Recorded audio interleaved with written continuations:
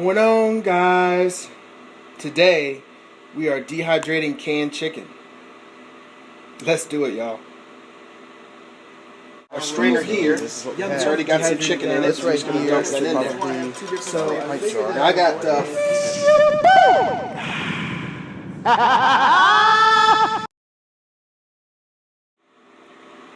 Alright guys, so like I said, today we are dehydrating canned chicken. I've never dehydrated chicken before, and I was told it's a little easier to start with canned chicken than it is raw chicken. It's just not that much work. The canned chicken is actually already cooked, fully cooked, and 90, let's see if we can get this focused in here, 98% fat free. So what you want to do, from what I've been told, is that the canned chicken that you want to get it basically in water, and you want to get it as much fat free as possible, because if you're not aware, the fat inside of the chicken, or in meats or in other foods that you dehydrate and store over long term, makes the food go rancid. And we don't want our storage going rancid, and it also makes the food last longer. So this is Tyson's premium chunk grilled. Some of this is grilled, some of this is not. So I got some grilled chicken here, and then the rest of these are just white chicken. We're going to crack open these cans, and we're going to dump them inside of our strainer, and we're going to try to get as much grease off it as possible, and I'm going to show you how to do that. So hold on. Alright guys, so what we're going to do first is we're going to take a can opener, open up our chicken here, and inside of here is a lot of juice, which is what it's in, basically chicken flavored water now. So what you want to do is you want to pour as much of that out of there as possible.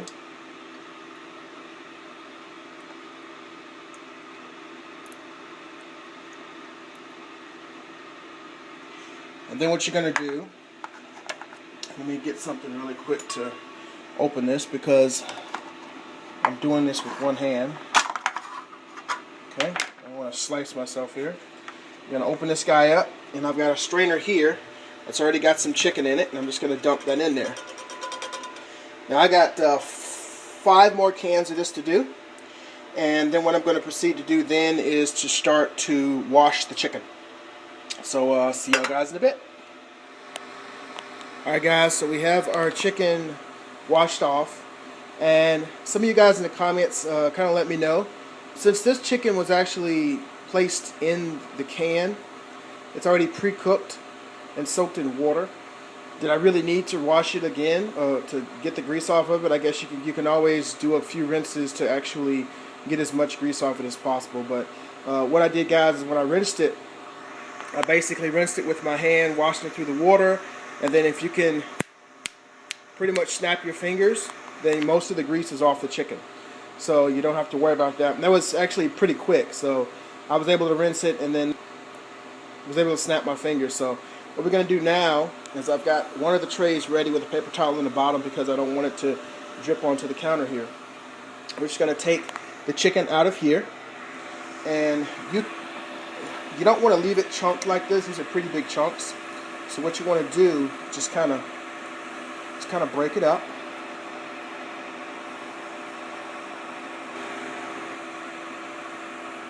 And spread it across your tray there, like so. And then we're going to do this for all of the chicken. Sorry if I'm getting you off the camera here, guys.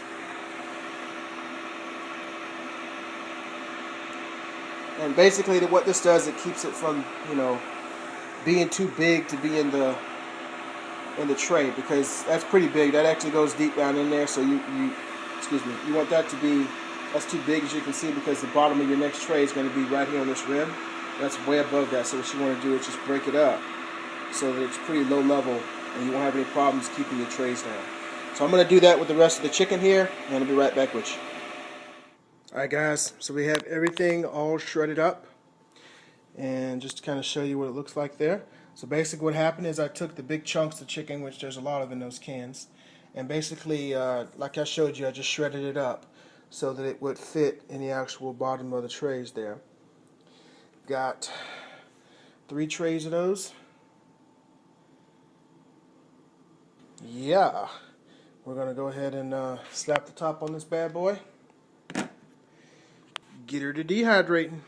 Alright guys, I'm going to put the information across the screen right now for you guys that have dehydrators with thermostats on them. Time frame that you want to dehydrate your chicken for, your canned chicken, already canned pre-cooked chicken in water. The temperature that you want to hold it at. So let's go ahead and flip the switch. And I'll see y'all guys in a few more hours. Alright guys, so I believe all is done. So let's turn this guy off. And let's take a look. As you can see, there is a huge difference between the initial chicken that you saw and the chicken that you see in front of you here. So when you go to, it just basically kind of crumbles, and that's good. So the whole tray, and I got 4 trays of this. So this was essentially 8 cans of canned chicken. I got about 2 cans per tray. So what we're going to do now is take this. We'll see how much this actually fills up. I'll put it in our mason jar here. We'll be right back with you guys. See y'all in a bit. So the chicken that I have is, like I said, 96 or 98% fat free. When you dehydrate the chicken, there are going to be pieces where you can actually notice fat.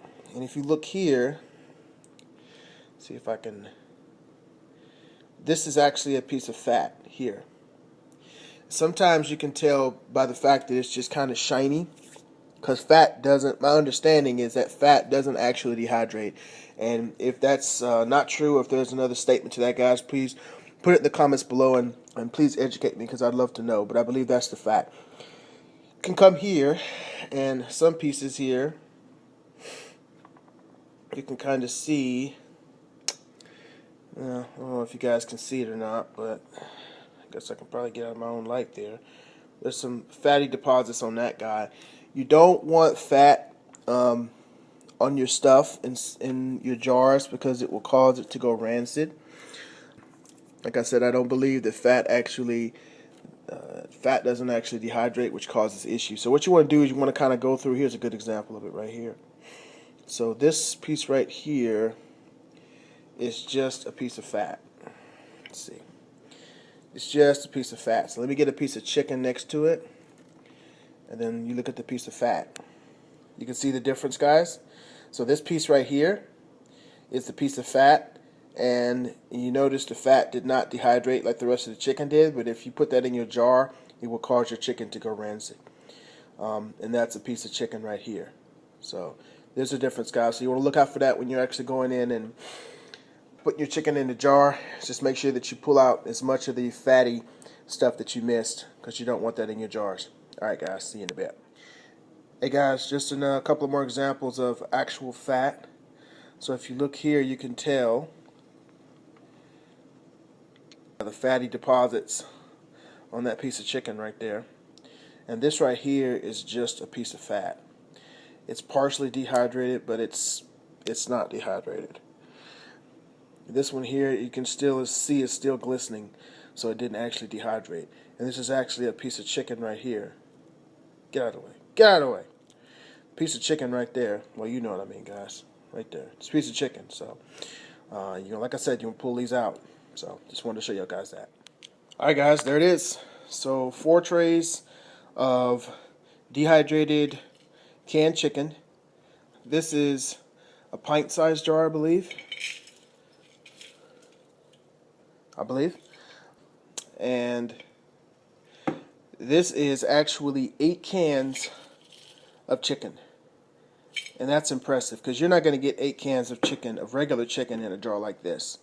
But this is 8 cans of dehydrated chicken. I pulled out as much of the fat as possible. And there wasn't very much at all, actually, guys. Just maybe about 6 or 7 little small pieces that was real obvious.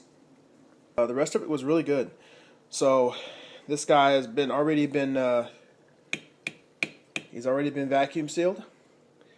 And there's my vacuum sealer there, so I just did that. Now I'm going to put him into storage.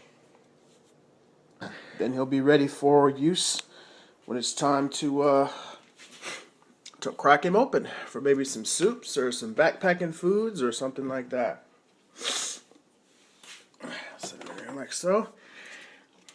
Y'all going, oh my God, Camo, you got a lot done. Yeah. Well, I'll do a video on that too, because, well, this is just freaking cool. I really enjoy this. These are all my stuff down here as far as, you know, what I've dehydrated, all different kinds of stuff. Up here is my jellies. Thank you, Mom, for helping me learn how to do that. But, yeah, guys, so thank you again for coming on another episode of Dehydrating with Camo. I appreciate all of you guys' support. I appreciate you share, the likes, the comments. I absolutely love the comments. If y'all guys see anything I'm doing wrong or any misstatements that I'm making, please let me know. Because it's a learning process, guys. I knew nothing about dehydrating before I started. And what I know now is what I'm learning as I go along from my mom and from you guys. So keep me honest, guys. And remember, when you see me in the kitchen, don't yell. Don't bail.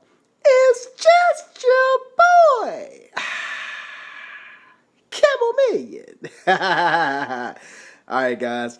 We'll catch y'all on the next dehydrating video.